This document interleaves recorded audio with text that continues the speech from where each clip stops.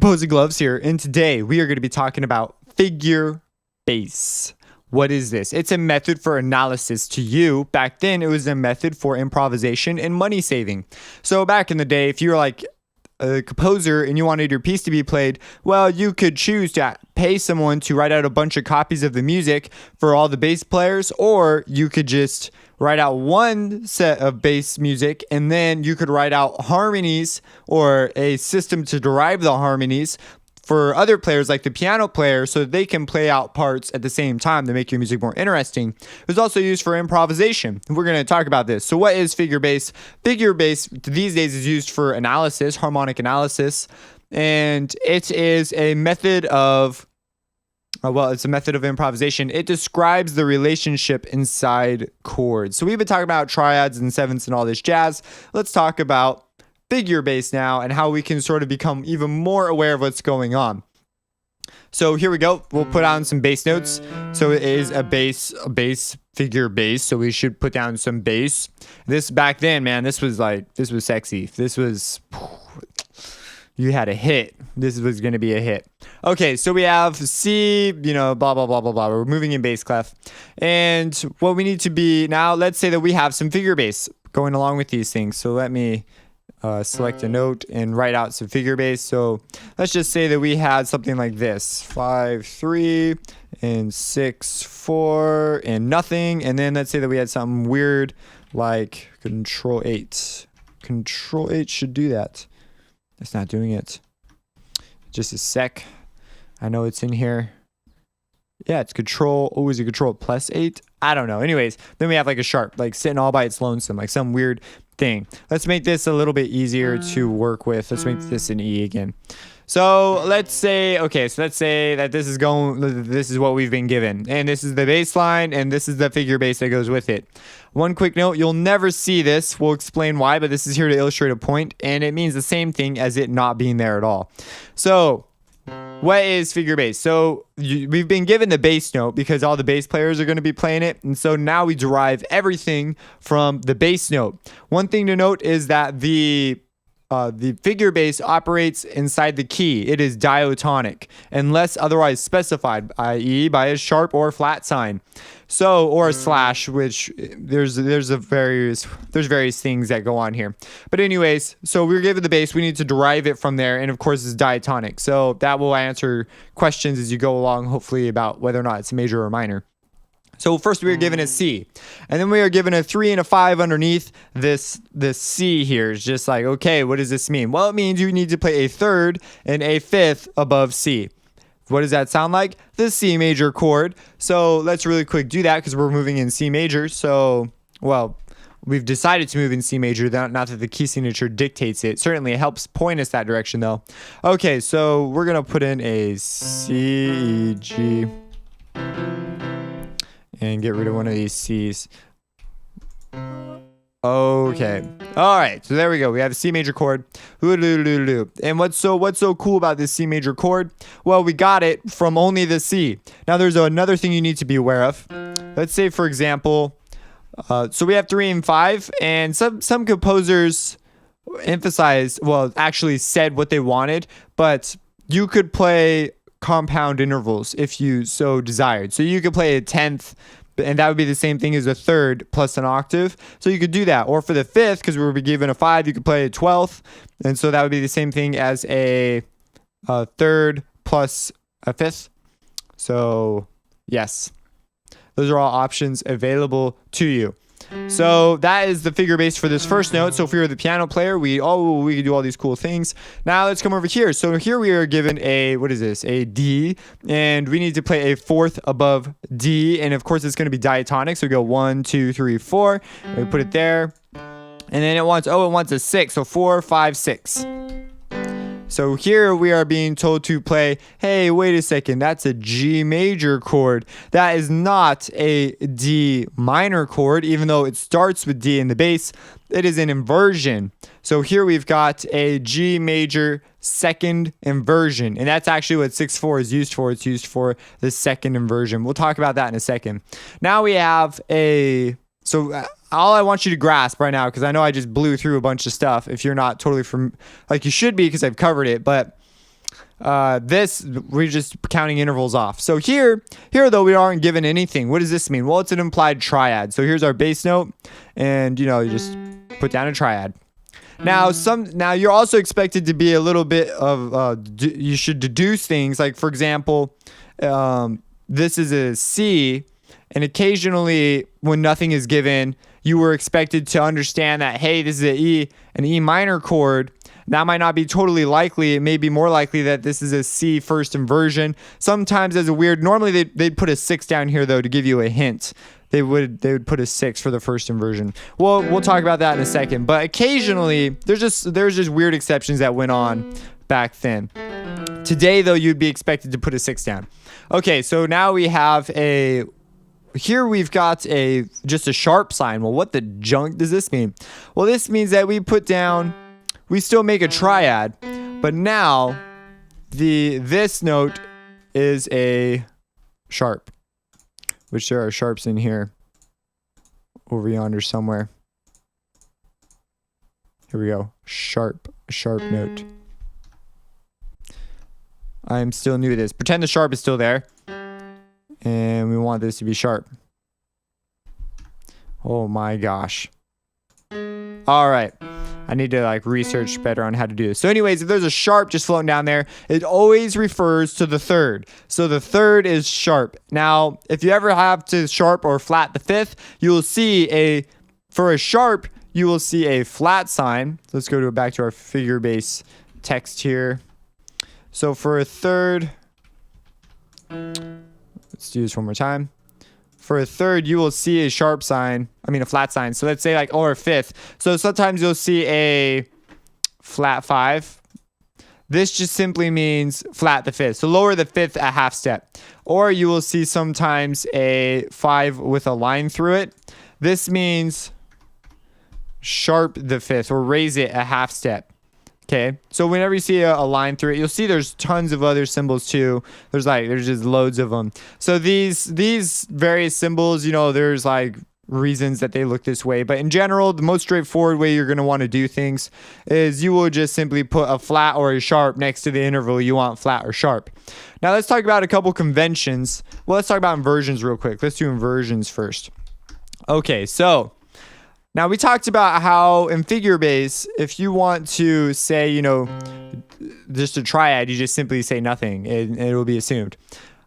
Given the circumstance, sometimes, if things have happened beforehand, it may be different, but in general, it's not so. So let's just say, okay, so we have that. Now let's say we have these 3 notes, and they are actually going to be the inversions. So here we have C, and let's just write it out to make it extra clear. So we've got, let me Control C. Okay, so let's say we have this, and this, and this. Okay, so we have those 3 things. And they are just the inversions of the C major chord. So let's really quick write out what, the figure base would look like, and then determine what is necessary and what is unnecessary. So here, nothing is necessary. It's a root, and then we have 3, 5. So that's the triad. So we don't need to say nothing here. Let's go to the next one, okay? So here, we've got, let's see here. We've got a third, so we can put down a 3. And we've got, what is this? From E to C is a 6th. So let's put the 6 on top because your bigger interval should always be on top. So we have 6. So that would be 6, 3. Now, the 3 is implied from the triad. And so what they'll do is they'll actually say, you know what, forget the 3 and just put a 6. So whenever you see a 6, that's code for first inversion, but having a 3 down below is not wrong. Okay, then you have, let's see here. We've got our root is G, and then you've got a G to a C. So G to C is a 4th. So we have a 4. And then we have a G to a E. And so from G to E is a 6th. And so let's put the 6 on top and the 4 on bottom. And now this one, you have to write out both because for first inversion, the 3rd's not implied and the 5th isn't there. So you have to write out G. So okay. So the exact same thing in figure base would look like this. And then our figure base would look, let me real quick exit No input mode. Bum, bum, bum, bum. So we don't need to put anything there. On this one, we need to put a 6. And on this one, we need to put a 6, 4. To play that would be telling the keyboardist to play the exact same thing. Now remember, the keyboardist or whoever it is could choose to put these things up higher if they wanted. They could, they could take this, what is this, G, and they can move this G, way off into oblivion, like some octaves away. Now they'll never do that though, because because of the rules of the time is Baroque music mostly that use this.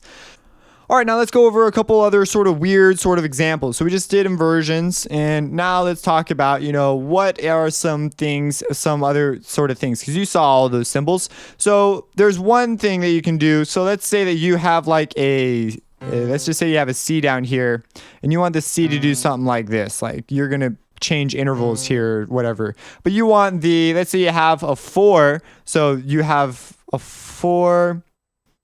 Let's say that you want them to play something similar to, because remember it's improv, the piano player is something similar to this, right? Let's say that this is what you want. Well, your figure bass would look like this. So you would have, I actually haven't tried typing this out, but I know the principle. So you would have, so we'd have a 4 from the bass, and then we'd have a 6 from the bass. So we'd have a 6 and a 4. But they are held out while this thing goes down and up. So you would actually, all you would do to indicate that while this goes down, so this would change, you would just put a line across when you want things to stay consistent. And there are lines here. Put a line, and then you could just keep putting this line across and stuff. So it looks something like that, and it'd reach the next line, and then you'd be able, and so it would be implied that the fourth would stay there. But let's say you want to change the 6, so you would change the 6. Let's say you want it to resolve down to the 5th, and so that's implied though, but you could put it there just to be extra clear. And the 4th, you want the 4th to stay there, and then you've obviously changed bass notes, so the bass note will change. And then let's say you want the 5th to be maintained across, and you want this to resolve down to the 3rd. You could also put in one of these things, and then you could put down, hey, the 5th stays, which again is implied. And then the 4th, you don't technically need to put anything. It would be assumed that it resolves to the 3rd, but you could put a 3 there just to be clear, because we talked about, we had this weird assumption thing, and that's that. Now, if you want, let's say that you want this 5th over here. Let's say that this 5th, you want it to be not just any 5th, you want it to be a lowered 5th. So you'd put a flat next to the 5. And so, or I guess you put over here, whatever. If you want to change it, you can put a flat next to the 5, and now it's a lowered 5th from whatever key you're in. So it's not necessarily you're literally flatting the 5, you're just lowering it. Let's cover some other basics. So the flat, the sharp are ways of doing that. The slash is another really common way to do the sharp. If you want intervals to be maintained while other things change, you just put a line. And I believe that's all you super need for figure bass. If there's a flat by itself, just hanging out by its lonesome, that is an implication always towards the 3rd. So the 3rd is being either lowered or raised, unless there's an interval next to it. Like if it's a flat 4, then you lower the 4th, or you sharp the 4th if it's a sharp or it has a slash through the 4. So that's that. As you can see, there's a billion other symbols and weird ways of doing things. However, the most common things you're going to see figure bass are used with is with Roman numeral analysis. So let's really quick talk about that. Select this measure. Okay, now let's just say you are doing your analysis for some piece or whatever, and we're just going to make it super easy. We're just going to build whole note chords. So this is a 1 chord. And we talked about this a bit with the diatonic progressions. I'm just going to kind of layer that stuff in as we go. So what we could do is we could come over here. And so we have a 1 chord. Now let's say that our 1 chord is actually... Oh, this is just the slowest way ever to do this. Okay, so we have this. Bang. And now... Whoops, I went to figure bass. I want Roman numerals. So Roman numerals. Okay, this is still a 1 chord. Still a 1 chord, but now it's the first inversion. And so what people will do is they will put like a 6 next to it to indicate that it is the first inversion, because the 3rd's implied, remember, so we just have to indicate the 6th. So they'll use these things together to make things even more clear, and then we're going to talk about chord symbols in the next video. But anyways, that's figure bass. I hope you understood all that. Most of it's once you understand the basic that you're just building intervals, the rest is just, well, how do I sustain intervals and what are all the different ways of indicating accidentals? Like that's pretty much it. Because they can choose to play higher or lower octaves. You just have to indicate what the intervals are. The intervals are pretty much the same across the board. So that's that. There are we could get like way crazier about figure bass, but we are not, because it's just not super mega useful for the near future. Just something that you need to be aware of as you move across, especially when you're reading like other people's analysis of what's happening in the music. You need to be aware that these sorts of things exist. And so if you have any questions about this, let me know. Subscribe and have a blessed day. Hey, Composing Gloves here, and today we're gonna look at sound design with Citrus, and we're gonna look at how to make this sound.